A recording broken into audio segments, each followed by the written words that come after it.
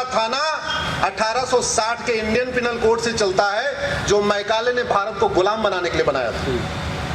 आज भी हमारी पुलिस 1861 के पुलिस एक्ट से चलती है, जो मैकाले ने भारत को गुलाम बनाने के लिए बनाया था। आज भी हमारी कचहरी 1872 के एविडेंस एक्ट से चलती है, जो मैकाले ने भारत को गुलाम बनाने के लिए बनाया था।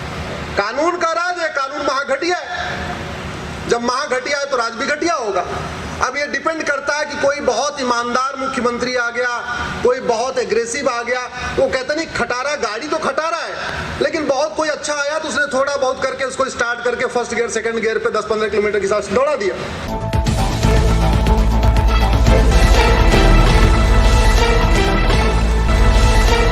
PIL मैन ऑफ इंडिया के नाम से मशहूर सुप्रीम कोर्ट के वरिष्ठ अधिवक्ता अश्वनी उपाध्याय इन दिनों भारतीय संविधान में बदलाव की मांग को लेकर देश भर में अभियान छेड़ रखा है। इसी के तहत वे गुरुग्राम भी आए और देश के विभिन्न मुद्दों पर अपने विचार रखें। आपको बता दूं कि गुरुग्राम उन्हें राष्ट्र चेतना समिति की ओर से राम राज की संकल्पना और भारतीय संविधान विषय पर आयोजित विचार गोष्ठी में बतौर मुख्य वक्ता के रूप में बुलाया गया था। यहाँ उनका स्वागत कार्यक्रम के मुख्य आयोजक, राष्ट्र चेतना समिति के संयोजक, उद्योगपति व समाजसेवी Rajesh Gupta, PIL man of Gurugram OP Kataria एवं उनकी टीम की ओर से किया गया।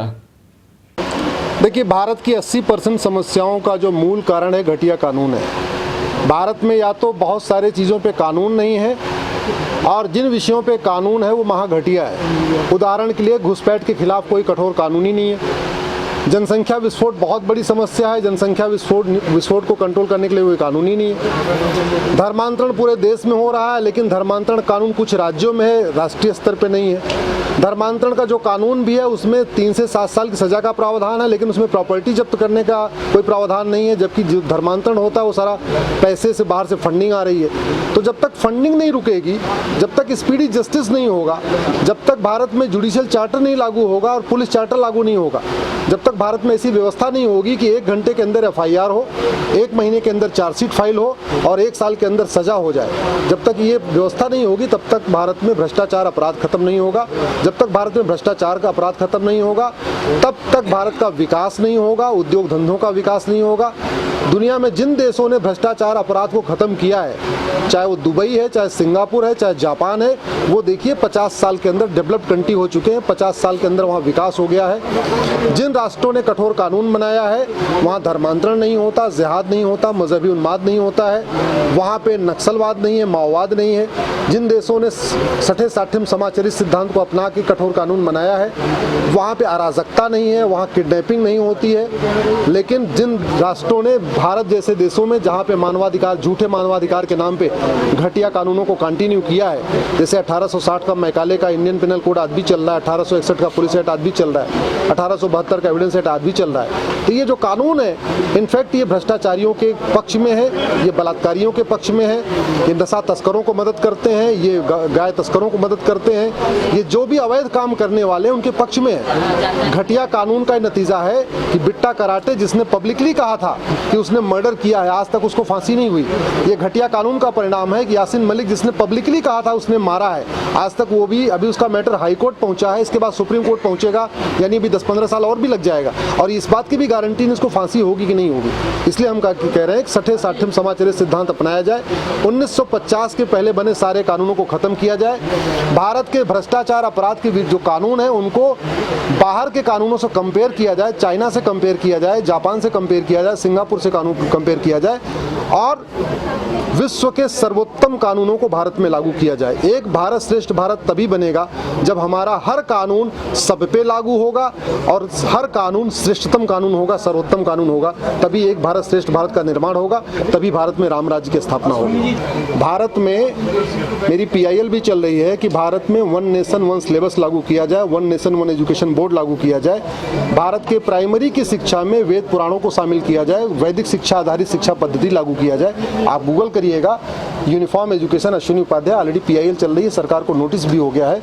हमारा ये कहना है कि भारत में कम से कम 8वीं तक सबकी सिलेबस सबका समान हो। बंगाल वाला बंगाली में पढ़े, गुजरात वाला गुजराती में पढ़े, महाराष्ट्र वाला मराठी में पढ़े, लेकिन सिलेबस सबका कॉमन हो। मंत्री हो या संतरी, क्लर्क हो या कलेक्टर, कप्तान हो या मजदूर हो या मालिक, किताब बच्चों की एक होनी चाहिए। और वो भारतीय शिक्षा जो वेद पुराण की शिक्षा है, जो उपनिषद में जो शिक्षाएं हैं, जो भगवत गीता में शिक्षा है, जो रामायण में शिक्षा है, उस पर आधारित होना चाहिए। और ये बहुत आसान है, इसके लिए संविधान बदलने की जरूरत नहीं है। संविधान कहता है 3 भाषा सिखाइए, तो 3 भाषा में जैसे हरियाणा में हिंदी, इंग्लिश और संस्कृत लागू है। तमिलनाडु में क्या करते हैं कि इंग्लिश, संस्कृत और तमिल पढ़ाते हैं। कर्नाटक में इंग्लिश और कन्नड़ और संस्कृत पढ़ाते हैं। 3 भाषा सारे राज्यों में पढ़ाई जाती है। हम ये कह रहे हैं जहाँ हिंदी पढ़ाया जा रहा है, हिंदी में प्राइवेट किताब लगाने की बजाय रामचरितमानस क्यों नहीं लगाते?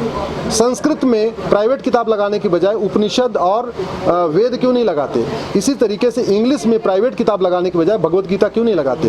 तो 3 भाषाओं की शिक्षा देना है तो बेटर ये होगा कि प्राइवेट किताबें लगाने की बजाय वेद पुराण को लगाया जाए, रामचरितमानस को लगाया जाए, उपनिषद को लगाया जाए। इससे बच्चे में संस्कार भी आएगा, 3 भाषाओं का ज्ञान भी होगा। मैं बिल्कुल आपसे सहमत हूँ। हमारे देश में पहले समान शिक्षा थी। भगवान राम और निषाद राज एक साथ पढ़े थे, जबकि दोनों के वर्ण अलग अलग थे। राजा दशरथ और उनके मंत्री सुमन दोनों का वर्ण अलग अलग था, एक साथ पढ़े थे। तो समान शिक्षा तो राम राज्य की मूल भावना है। जब तक मंत्री और संतरी के बच्चे की एक किताब नहीं होगी, तब तक धर्म की जय नहीं होगी, अधर्म का नाश नहीं होगा, प्राणियों में सद्भावना नहीं। सोल्यूशन है 100 रुपए से बड़ी नोट बंद हो जाए, 5000 रुपए से महंगे सामान का कैश लेन देन बंद हो जाए, 50,000 रुपए से महंगी प्रॉपर्टी खरीदने बेचने पे आधार मैंडेटरी हो जाए, और भ्रष्टाचारियों की 100% प्रॉपर्टी जब्त करने और उनको चाइना की तरीके फांसी देने, और नहीं फांसी देने तो सिंगापुर की तरीके आजीवन कारावास देने के लिए सजा का कानून बन जाए, तो भ्रष्टाचार रुक जाएगा। भ्रष्टाचार रुक जाएगा तो वास्तव में बहुत सारी समस्याएं रुक जाएंगी। जो ड्रग स्मगलिंग है रुक जाएगी, काउ स्मगलिंग रुक जाएगी, ह्यूमन ट्रैफिकिंग रुक जाएगी, छोटी छोटी बच्चियों को जो किडनैप करके बेचा जाता है वो सब धंधा रुक जाएगा। तो भ्रष्टाचार को खत्म कर दिया जाए तो भारत की 50% समस्याएं खत्म हो जाएंगी। भ्रष्टाचार लाइलाज समस्या नहीं है, इसका इलाज है। अगर ये लाइलाज होता तो पूरी दुनिया में होता।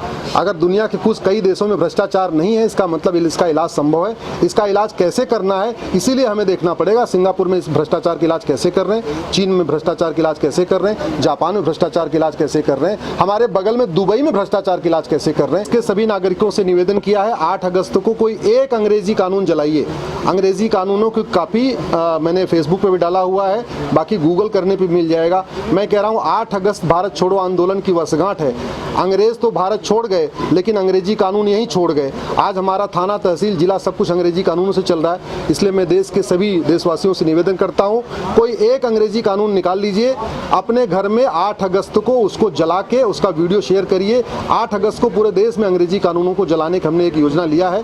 हो सकता है जरूरत पड़ने पे अगर आने वाले टाइम में कानून घटिया नहीं बदले गए, तो जैसे हमने पहले जंतर मंतर पे सबको बुलाया था, आवश्यकता पड़ी तो हम दोबारा फिर से सबको वहीं बुलाएंगे। जैसा कि मैंने अभी बताया, मंच पर भी बताया, राष्ट्रीय चेतना समिति का बनाने का प्लान हम लोगों का काफ़ी सालों से था। मन में कशिश थी, कोई ऐसे का मंच नहीं मिल रहा था हमें, या कोई ऐसा मुद्दा नहीं मिल रहा था कि किस तरीके से हम लोग आगे बढ़ा जाए। मन में कशिश थी कि कुछ ऐसा किया जाए राष्ट्र निर्माण के लिए, जो राष्ट्र निर्माण में काम आए, देश जन जागृत हो, देश आगे बढ़े। तो इसी चीज़ को ध्यान में रखते हुए हमें अभी अश्विनी उपाध्याय जी के बारे में मौका मिला। अभी हमने राष्ट्रीय उपाधि अभी बनी है ये राष्ट्रीय समिति, और इसका उद्देश्य यही है कि हम जनता को जागरूक करते रहें ताकि राष्ट्र आगे बढ़े और हमारा राष्ट्र सर्वोपरि बने। नहीं करेंगे, इंडिपेंडेंट हम जो है देश अपने राष्ट्र हित में काम कर रहे हैं। और करप्शन में हमने तो मुद्दे निकाल के दिए। हमने ये नहीं कि हमने कह दिया कि ये भ्रष्टाचार हुआ, हमने ये निकाला कि भ्रष्टाचार हुआ ऐसे हुआ है। केस फाइल किए हैं, अभी बताया था धिंगड़ा साहब ने, 3 IAS हैं, HCS हैं, इनके खिलाफ मुकदमे दर्ज कराए हैं हमने। लेकिन क्या करें, परमिशन वाली बात है। जहाँ तक परमिशन वाली बात है, ऊपर से परमिशन आएगी, आज तक ये नहीं पता ऊपर कौन है, ऊपर के आदेश कौन है, कौन आदेश करता है, फिर कानून कहाँ है? कानून तो है ही नहीं ना। अगर कानून हो तो परमिशन की जरूरत ही नहीं है। मैं गलत केस में फंसाया गया, एक नहीं, 2 में 3 में फंसाया गया, मैं गलत केस में फंसाया गया, लेकिन हमने उल्टे किया उसको। हमने कोर्ट में बताया कि ये हमने कुछ किया ही नहीं है, हिम्मत नहीं आ रही। मेरी बिल्डिंग ढा दी गई, वो हो गया। मैंने तो बड़ा, मैं कहता हूँ भाई, जेपी दलाल आए थे, ग्रीवेंस कमेटी में मेरा केस लगा था। मैंने कहा 50,000 करोड़ की प्रॉपर्टी गुड़गांव के अंदर जो कब्जाई हुई है, हुड्डा की लैंड है, जो माफिया लोग किराया खा रहे हैं, आइए ना मैं बताता हूँ, कल ऑफिस बुलाऊंगा। अरे मैं कहा भाई आपका भी हिस्सा होगा, तो हम तो स्पष्टवादी हैं, सच कहने वाले हैं, जो बातें हैं वो स्पष्ट कह, बिल्कुल लड़ते रहेंगे। और आपको देख रहे होंगे, आज से नहीं, मैं 10, 11, 12 साल से लड़ रहा हूँ इस मुकदमे को, कि हम बिकेंगे नहीं, झुकेंगे नहीं। अगर आपको ये वीडियो अच्छा लगे तो RBM न्यूज़ को लाइक करें, सब्सक्राइब करें और अधिक से अधिक शेयर करें।